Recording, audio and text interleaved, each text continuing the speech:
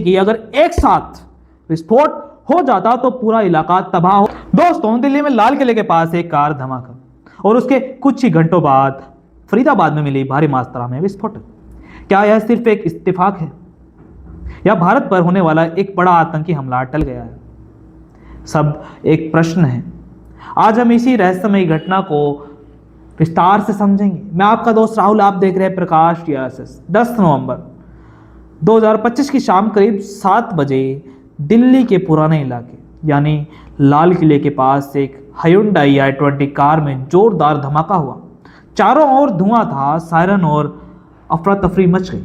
Report के मुताबिक इस धमाके में 8 लोगों की मौत और करीब 20 लोग घायल हुए हैं। दिल्ली पुलिस ने तुरंत मौके को देखा और इलाके को सील कर दिया और जांच शुरू कर दी गई है, क्योंकि धमाके का तरीका और लोकेशन दोनों ही सामान्य नहीं थे। इसीलिए केस को UAPA unlawful activity prevention act और एक्सप्लोजिव एक्ट के तहत दर्ज किया, यानी इसे आतंकी हमले के शख्स से देखा जा रहा है। पुलिस के मुताबिक कार चलाने वाला शख्स था डॉक्टर मोहम्मद उमर, जो जम्मू कश्मीर का रहने वाला है। वह एक मेडिकल प्रोफेसर था।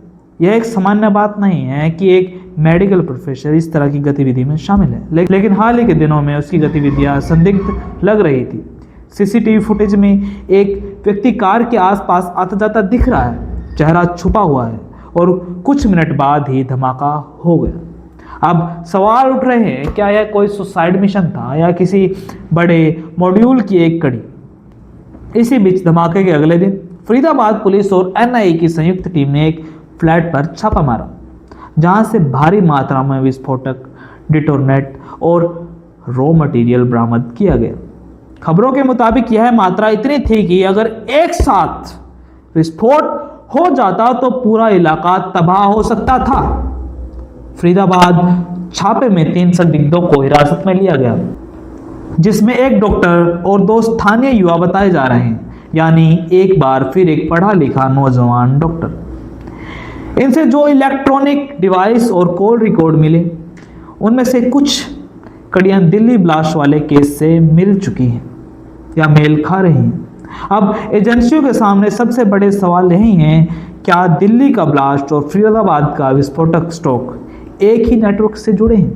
कुछ खुफिया रिपोर्ट के मुताबिक दोनों केसों में इस्तेमाल विस्फोटकों का केमिकल कॉम्पोजिशन काफ़ी मिलता जुलता है, यानी शक और गहरा गया है कि किसी आतंकी संगठन ने दिल्ली अंसर में बड़ी साजिश रची थी, जो वक्त रहते फेल कर दी गई।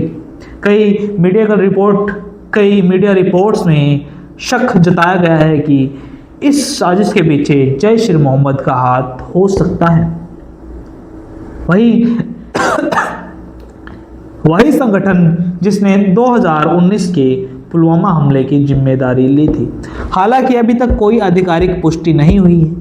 NIA और दिल्ली पुलिस दोनों एजेंसियां मामले की फोरेंसिक और डिजिटल जांच में जुटी हैं। अगर कनेक्शन साबित हो गया तो यह कहा जा सकता है कि भारत एक बहुत बड़े आतंकी हमले से बाल बच गया।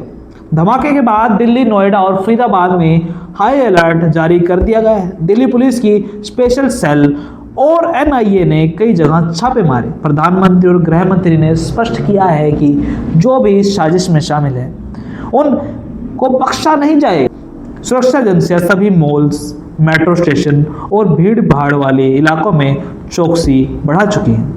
दोस्तों, ऐसी घटना हमें याद दिलाती है कि आतंक सिर्फ एक देश या धर्म का नहीं, बल्कि पूरी मानवता का दुश्मन है। अगर हम सतर्क रहें और किसी भी संदिग्ध चीज या व्यक्ति की तुरंत सूचना दें तो कई जानें बचाई जा सकती हैं। सरकार जांच कर रही है, लेकिन सबसे जरूरी क्या है? जागरूक रहना और एकजुट रहना। यही कहानी अभी खत्म नहीं हुई है, क्योंकि जांच आगे बढ़ रही है और आने वाले दिनों में कई नए खुलासे हो सकते हैं। अगर आप चाहते हैं कि मैं इस केस के अगले एपिसोड भी आपके लिए लाऊं, तो चैनल को सब्सक्राइब करें, लाइक करें और नीचे कमेंट में बताएं, क्या यह हमला वाकई एक बड़ी साजिश का हिस्सा था? मैं आपका दोस्त राहुल, आप देख रहे हैं प्रकाश टीआरएस, कैमरामैन स्वजत इंदौला के साथ। धन्यवाद।